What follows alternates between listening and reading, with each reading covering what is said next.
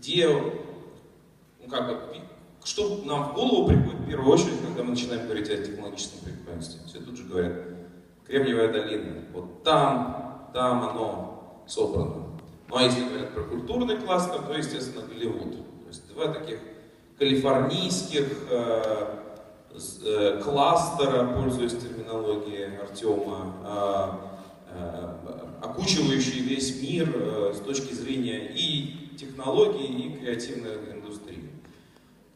И это самый дальний запад США.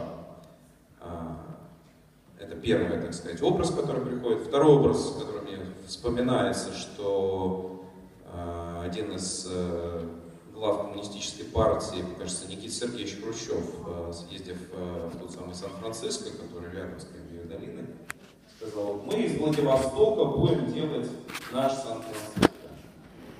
И наверное, пошло не так, как говорится.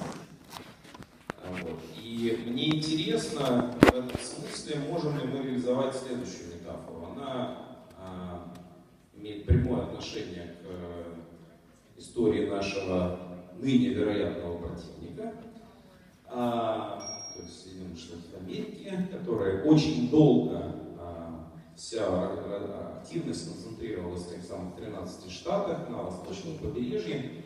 И там строилась, по сути дела, новая Англия, то есть та же самая Англия вид сбоку. А потом вдруг, как прорвало, и начали заселять вот эту огромную, надо сказать, не пустую совсем территорию, потому что там жило местное население, которое, как мы помним, впрочем, к концу 19 века 90% было теми или иными методами уничтожено. Но если мы, так сказать, эту печальную сторону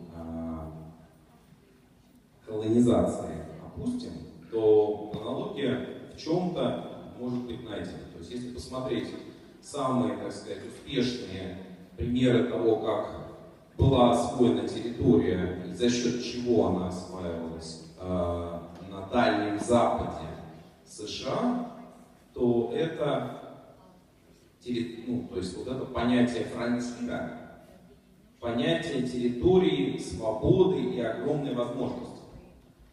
Кто туда ехал в первую очередь? Те, кто искал, в общем, как говоря, возможности использовать гигантские полезные ископаемые и другие природные ресурсы. Сан-Франциско — это город золотой лихорадки, город, захваченный золотоискателями и созданный золотоискателями.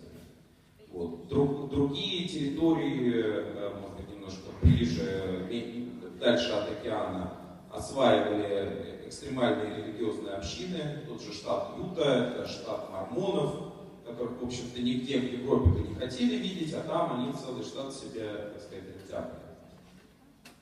Я вижу в этом определенную аналогию. Она может для нас указывать на кое-что. То есть действительно вопрос самих по себе природных ресурсов, их сейчас по современным технологиям можно осваивать в практически безлюдном режиме. Зачем людям ехать на Дальний Восток? Это прямое касательство имеет к технологическому предпринимательству, потому что технологическое предпринимательство, высокая добавленная стоимость — это люди, их идеи, их творческая энергия, то, что они положат в создание этого продукта. Только и здесь я как раз призываю, мы очень привязываемся к такому физикалистской интерпретации территории. То есть, типа, вот тут золото, тут нефть, тут активы стоят. А на самом деле территория — это еще и правила, и культура, которая там есть. Или создаются. И воссоздать вот этот дух фронтира, мне кажется, это единственный шанс России, я бы сказал более широко,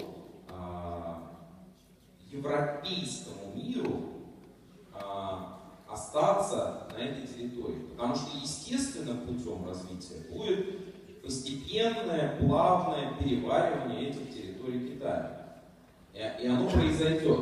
Оно произойдет в течение одного поколения. То есть в этом, может быть, нет ничего плохого, но надо признать, что мы либо найдем способ здесь быть с теми культурными кодами, которые мы воплощаем, двигаясь вот, собственно, в той же логике, в которой когда-то казаки приходили на Амур, в Якутск, на Чукотку, либо мы постепенно передаем в плавном режиме эту территорию дружественному Китаю.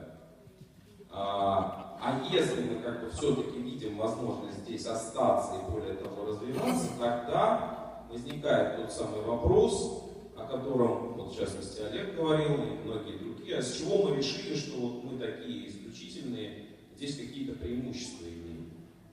Мы должны не просто создавать фронтир, мы должны создавать фронтир для мира здесь. И это означает, на самом деле, ну, скажем так, движение в ровно противоположном направлении от того, куда двигается сейчас государственная политика.